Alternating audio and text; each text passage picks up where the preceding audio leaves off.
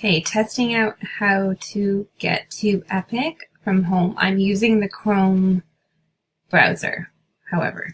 Let's go Epic. Okay, here. And then normally we just go to sign in. Here is where my email address is, and then the password, which I shared on Seesaw. But then you should be able to go to here, sign in with your classroom code. And it is DWR9307.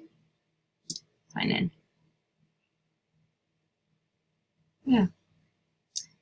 And then I just, from grade 2, I'll find the grade 2 class. And then just select the profile.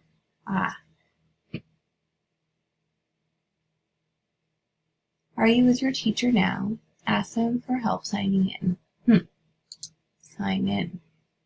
Ask your teacher to enter the password to continue using Epic in the classroom after hours.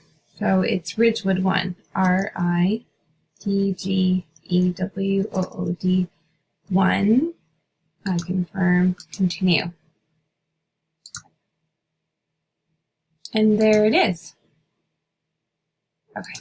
Anyways, the children have already set up their reading profiles. I just wanted to see what it looks like from home. So hopefully this helps. All right. Bye for now.